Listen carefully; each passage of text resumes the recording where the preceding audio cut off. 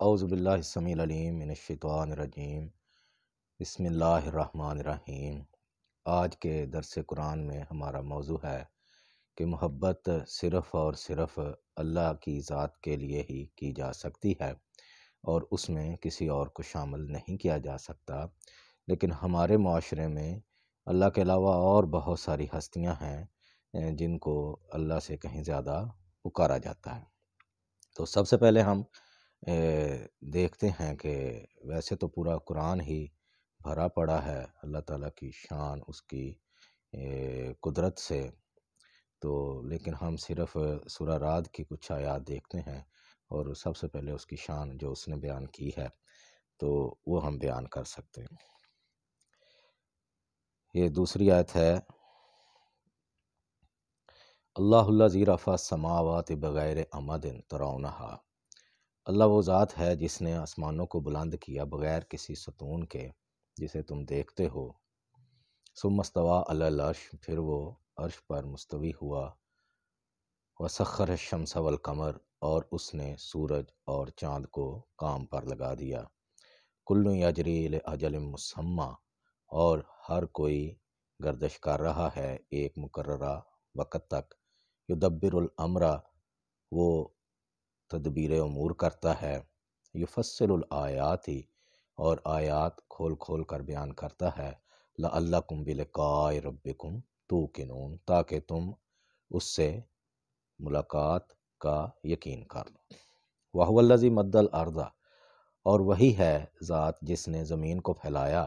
وجعل فیہا رواسیا، اور اس میں پہاڑ و انہارا، اور دریا بنا دیے۔ ومن کل الثمرات، اور ہر ایک پھل کی قسم میں جعل فیہا زوجین اثنین، دو دو طرح کے جوڑے بنا دیے۔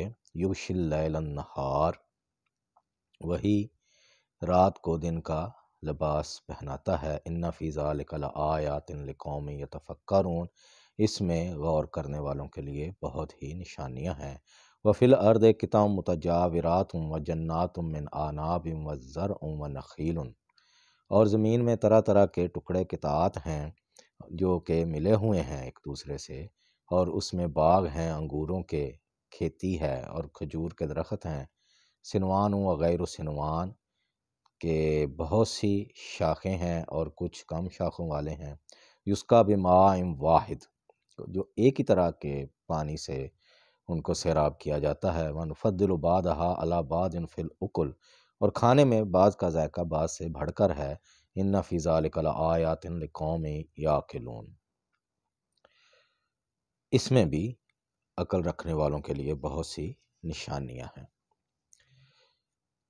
پھر آیت نمبر 8 سے، اللہ یعلم ما تحمل کل انثی وما تغید الارحام وما تزداد، کہ اللہ ہی جانتا ہے کہ جو عورت کے پیٹ میں ہوتا ہے اور پیٹ کے سکڑنے اور بڑھنے سے بھی واقف ہے۔ وکل شیء عندہ بمقدار، اور ہر شے کا اس کے ہاں اندازہ مقرر ہے۔ عالم الغیب والشہادۃ الکبیر المتعال، وہ ہر طرح کا غیب اور ظاہر جانتا ہے اور بہت بزرگ ہے اور بہت بڑے رتبے والا ہے۔ سواء منکم، برابر ہے اس کے لیے، من اسر القول، کہ جو کوئی اپنے دل میں بات کہے، ومن جہر بہ، اور جو ذرا اونچی آواز سے کہے، ومن ہوا مستخف باللیل، یا چھپ جائے رات کی تاریکی میں، وسارب بالنہار، اور یا پھر چلے دن کی روشنی میں کھلم کھلا۔ لہو معقبات بین یدیہ ومن خلفہ، اس کے آگے اور پیچھے اللہ کے مقرر کردہ چوکیدار ہیں۔ یحفظونہ من امر اللہ، جو اللہ کے حکم سے اس کی حفاظت کرتے ہیں۔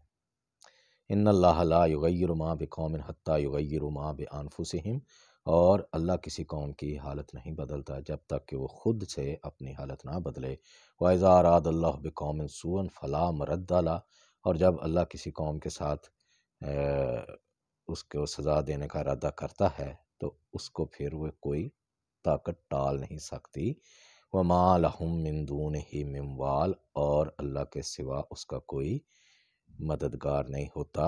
هُوَ الَّذِي يُرِيكُمُ الْبَرْقَ خَوْفًا وَطَمَعًا، وہی ہے جو تمہیں ڈراتا ہے بجلی سے اور لالچ یا امید دلاتا ہے، وَيُنشِئُ السَّحَابَ الثِّقَالَ اور بھاری بھرکم بادل پیدا کرتا ہے، وَيُسَبِّحُ الرَّعْدُ بِحَمْدِهِ وَالْمَلَائِكَةُ مِنْ خِیفَتِهِ، اور اس کے خوف سے جو بجلی ہے، کڑک ہے، وہ اور جو فرشتے ہیں اس کی حمد کی تسبیح کرتے ہیں، وَيُرْسِلُ الصَّوَاعِقَ، اور وہی بجلیاں بھیجتا ہے، فَيُصِيبُ بِهَا مَن يَشَاءُ، اور جس پر چاہتا ہے گرا بھی دیتا ہے، وَهُمْ يُجَادِلُونَ فِي اللَّهِ، اور یہ اتنی طاقت قوت والے اللہ کے بارے میں یہ جھگڑتے ہیں، وَهُوَ الشَّدِيدُ الْمِحَالِ، اور وہ بہت بڑی قوت والا ہے۔ تو یہ کچھ چیزیں ہم نے پڑھی اللہ تعالیٰ کی شان اور اس کی قدرت کے بارے میں۔ پھر یہ ساری باتیں بیان کرنے کے بعد آیت نمبر 16 میں اللہ کہتا ہے کل، ان سے اب پوچھو من رب السماوات والارض، کہ زمین اور آسمان کا رب کون ہے؟ کل اللہ، پھر کہو کہ وہ اللہ ہی ہے۔ کل، پھر ان سے پوچھو افتخذتم من دونہ اولیاء، تو کیا پھر تم اس کو چھوڑ کر اور اولیاء بنا لیتے ہو؟ لا یملکون لانفسہم نفعا ولا ضرا، جو کہ نہ اپنی ہی ذات کو کوئی فائدہ اور نقصان پہنچا سکتے ہیں۔ قل هل یستوی الاعمی والبصیر، ان سے پوچھو کیا اندھا اور بینا برابر ہو سکتے ہیں؟ ام هل تستوی الظلمات والنور، کہ یا جو تاریکی اور روشنی وہ برابر ہو سکتے ہیں؟ ام جعلوا للہ شرکاء خلقوا کخلقہ فتشابہ الخلق علیہم، کیا جو انہوں نے اللہ کے ساتھ جو پکارتے ہیں انہوں نے کچھ ایسی چیزیں پیدا کی ہیں کہ جس پر ان کو شبہ ہو گیا ہے بھی یہ اللہ نے نہیں، ان لوگوں نے بنائی ہیں۔ قل اللہ خالق کل شیء، ان سے کہو کہ اللہ ہی ہر شے کا پیدا کرنے والا ہے، وہو الواحد القہار، اور وہ اکیلا ہے اور وہ زبردست ہے، اتنی طاقت والا اللہ ہے۔ تو یہ ہم نے سورہ رعد کی شروع کی کچھ آیات تلاوت کی ہیں، تو اس میں اللہ تعالیٰ نے اپنی شان بیان کی، یعنی اس قدر طاقت کا وہ مالک ہے۔ لیکن ہمارے معاشرے میں آپ دیکھیں کہ اس کے ساتھ میں اور بہت سے لوگ انہوں نے جیسا کہ مزارات ہیں، دربار ہیں، پھر میلے ٹھیلے ہیں، اور اللہ کو چھوڑ کر ان لوگوں کو پکارا جاتا ہے اور ان سے زیادہ محبت کی جاتی ہے۔ لیکن یہ دیکھیں کہ اللہ پوچھتے ہیں بھئی ان لوگوں نے کوئی شے پیدا کی ہے تو ہمیں بھی بتائیں، تو لیکن یہ تو واضح ہے کہ انہوں نے کچھ بھی نہیں پیدا کیا، بلکہ وہ تو خود قبر کے اندر ہیں، اور ان کو اللہ کہتے ہیں کہ خود نہیں پتا کہ وہ کب اٹھائے جائیں گے۔ تو جو بندہ اس قابل نہ ہو کہ اس کو یہ بھی نہ پتا ہو کہ وہ کب اٹھایا جائے گا، تو پھر وہ کیا کسی کی جو ہے داد رسی کر سکتا ہے۔ اب دیکھتے ہیں کہ یہی جو شریک ہیں وہ، اور جو ان کا شرک کرنے والے ہیں، ان کے کچھ مثالیں اللہ نے بیان کی ہیں۔ ویسے ہم چند دیکھتے ہیں پھر اپنے موضوع پہ طرف بڑھتے ہیں۔ یہ ہے سورہ احزاب۔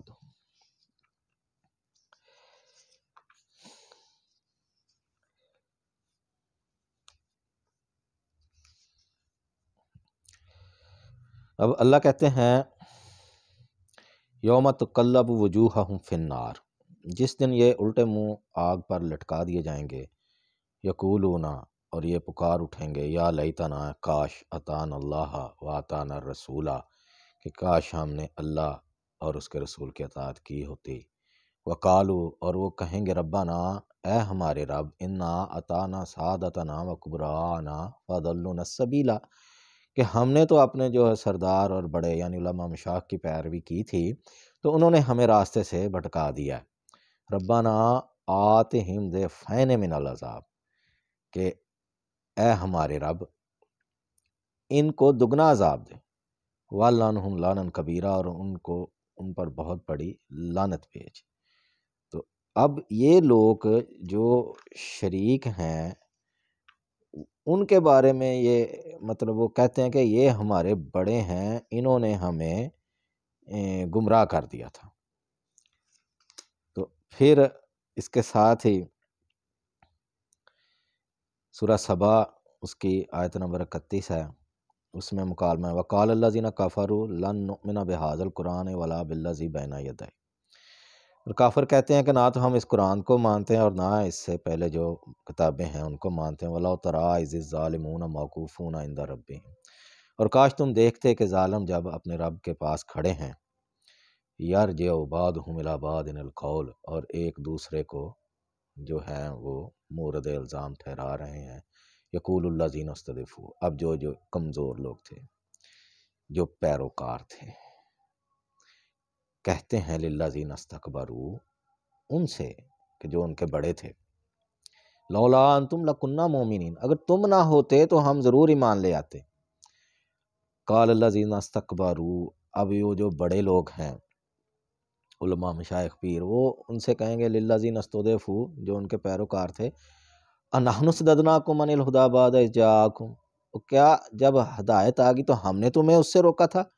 بل کنتم مجرمین، لیکن تم ہی مجرم تھے۔ وقال الذین استضعفوا للذین استکبروا، اب وہ جو کمزور لوگ ہیں وہ کہیں گے ان سے بڑوں سے، بل مکر اللیل والنہار، لیکن یہ تمہارا دن اور رات کا مکر تھا، استامروننا، کہ جب تم حکم دیتے تھے، ان نکفر باللہ، کہ ہم اللہ کا انکار کریں، ونجعل لہ اندادا، اور اس کے ساتھ اور ند شریک بنائیں، واسروا الندامۃ لما رأوا العذاب، عذاب کو دیکھ کر اب وہ پریشان ہو جائیں گے، وجعلنا الاغلال فی اعناق الذین کفروا، اور کافروں کے دلوں گردنوں پر ہم طوق ڈال دیں گے، حل یجزون الا ما کانوا یعملون، نہیں ان کو بدلہ دیا جائے گا مگر صرف وہی جو وہ عمل کرتے رہے۔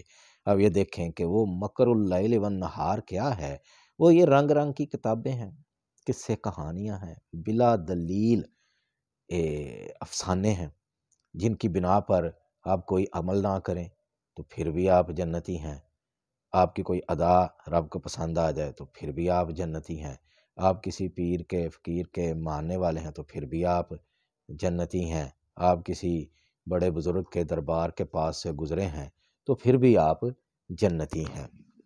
لیکن یہ چیز اللہ کے ہاں قابل قبول نہیں ہے کہ اللہ تعالیٰ نے جو سلسلہ کائنات پیدا کیا بالحق پیدا کیا ہے، اور اس کے بارے میں کہا لَتُجْزَىٰ كُلُّ نَفْسٍ مَا تَسْعَىٰ، کہ جس نے جو جد و جہد کی اس کا اس کو بدلہ ملے گا، ٹھیک ہے۔ ایسا نہیں ہے کہ وہ ذات کے سارے اعمال کو چھوڑ دے اور اس کو کچھ ادا پسند آ جائے، لیکن اب ہمارے چال چلن ایسا ہو گیا، یہ بل مکر اللیل والنہار، دن رات کا مکر کیا ہے کہ وہ ایسی ایسی کتابیں، ایسے ایسے قصے لکھے گئے، پھیلائے گئے، فرقوں میں بٹ گئے، اور اس کے اوپر پھر ہر ایک کو یہ گارنٹی دے دی کہ جو ہمارا بندہ ہے وہ جہنم میں جا نہیں سکتا اور ان کا حساب نہیں ہو سکتا، اور اس کے بعد خرافات و بدعات کی ایسی لمبی قطار ہے، آئے دن جو آپ دیکھتے ہیں سوشل میڈیا پر مختلف طرح کے کلپس آئے ہوئے ہیں، لیکن یہ بڑی خوفناک صورتحال ہے۔ اللہ کے ہاں اس کی کوئی وقت نہیں ہے، اللہ کے ہاں وہی عمل قابل قبول ہے جو اس نے قرآن کریم میں بتایا اور اس کے پیغمبر نبی کریم صلی اللہ علیہ وسلم اور صحابہ کرام کے عمل سے ثابت ہے۔ اب ہم دیکھتے ہیں سورہ بقرہ میں جو اللہ کہتا ہے کہ بہت سے لوگوں کو پکارتے ہیں، تو اس کے بارے میں اللہ کہتے ہیں وَمِنَ النَّاسِ، یہ سورہ بقرہ کی 165 نمبر آیت ہے، وَمِنَ النَّاسِ مَن يَتَّخِذُ مِن دُونِ اللَّهِ أَندَادًا يُحِبُّونَهُمْ كَحُبِّ اللَّهِ، اور کچھ لوگ ایسے بھی ہیں جو اللہ کے سوا دوسروں کو اس کا شریک قرار دیتے ہیں اور ان سے اس طرح محبت کرتے ہیں جس طرح اللہ سے محبت کرنی چاہیے۔ والذین آمنوا اشد حبا للہ، اور ایمان والے جو ہیں وہ اللہ سے شدید محبت کرتے ہیں۔ ولو یر الذین ظلموا اذ یرون العذاب، اور کاش یہ ظالم وہ حقیقت دیکھ لیتے جب عذاب آتا، ان القوۃ للہ جمیعا، کہ صرف اللہ ہی کے لیے ساری کی ساری قوت اور طاقت ہے، وَأَنَّ اللَّهَ شَدِيدُ الْعَذَابِ، اور اللہ سخت عذاب دینے والا ہے۔ پہلے اللہ تعالیٰ نے اپنی قدرت کی نشانیاں بیان کی ہیں اور بتایا کہ صرف وہی ایک الہ ہے جو پیدا کر سکتا ہے۔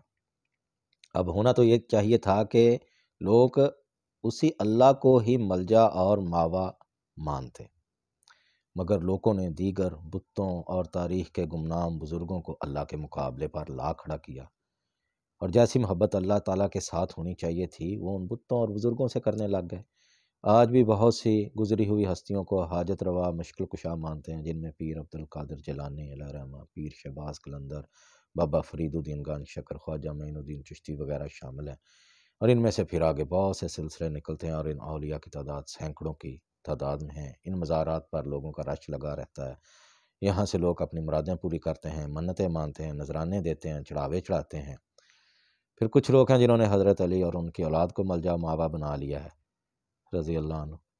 ایسی مرادیں وہ ان سے مانگتے ہیں، حالانکہ اللہ تعالیٰ نے اس آیت و دیگر آیات میں واضح کر دیا کہ اللہ کے سوا کسی بھی اور ہستی کو پکارنا شرک ہے، اور شرک ناقابل معافی جرم ہے۔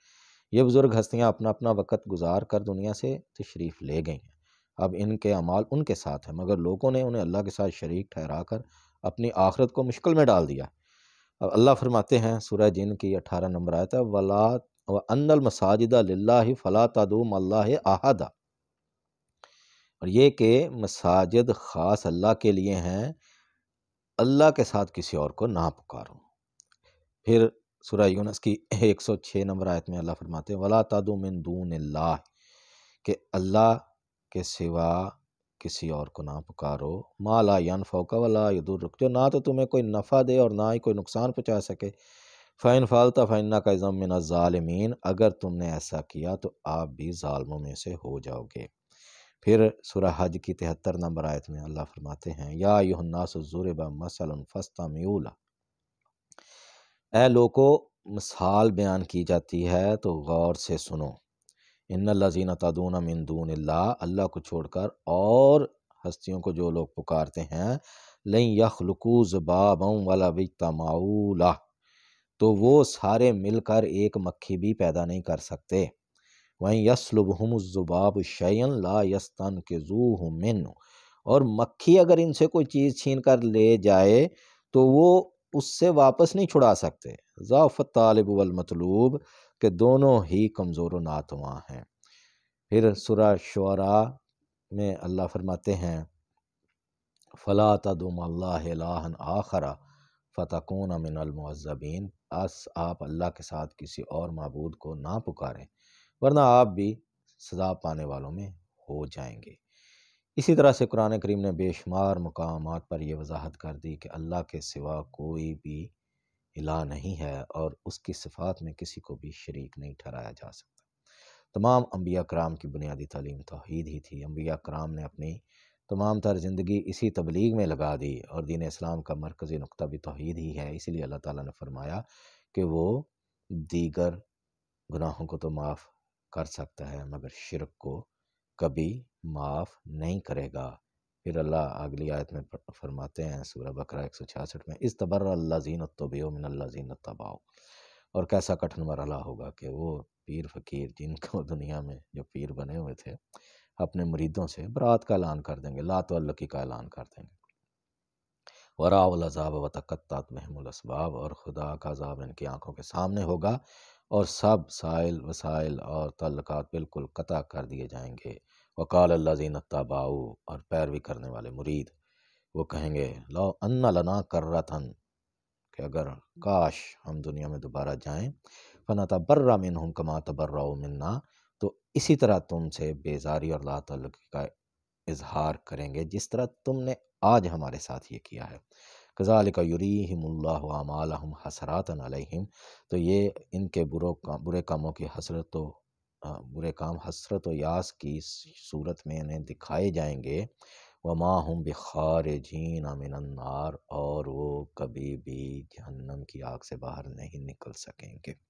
تو یہ آیات ہیں قرآن کریم کی، یہ حق ہیں، اللہ فرما رہا ہے۔ تو شرک سے بچنا ہر مومن کی یہ اولین ترجیح ہونی چاہیے، اور جو خرافات معاشرے میں رائج ہیں اللہ تعالیٰ نے عقل و شعور اسی لیے دی ہے انسان کو کہ وہ سوچے سمجھے غور کرے، قرآن پڑھے، سمجھ کر پڑھے اور یہ فیصلہ کرے کہ قرآن میں ایک بھی جگہ ایسا نہیں ہے کہ نہ تو کسی بھی اور شخصیت نے کوئی شے بنائی ہے اور نہ ہی کوئی بھی شخصیت ایسا دوام حاصل کر سکتی ہے جو اللہ کی ذات کا ہے، اور سب نے اللہ ہی کی طرف لوٹ کر جانا ہے اور اپنا حساب کتاب کلیئر کرنا ہے۔ تو یہ بہت ہی ایک خوفناک صورتحال ہے، تو ہمیں ہر ممکن طور پر شرک سے بچنا چاہیے اور قرآن کریم اس کو پڑھیں، سمجھ کر پڑھیں تاکہ آپ کی عقائد کی اصلاح ہو۔ اللہ تعالیٰ نے کہا اس میں شفا ہے، یہ سیدھا راستہ دکھاتا ہے، تو اس کو پڑھ کر سمجھ کر اس پر عمل کر کے ہی ہم جو ہے نا جہنم سے بچ سکتے ہیں اور اپنی دنیا اور آخرت صحیح کر سکتے ہیں۔ اللہ سے دعا ہے کہ ہمیں سمجھنے کی اور دوسروں تک پہنچانے کی ہمت توفیق عطا فرمائے۔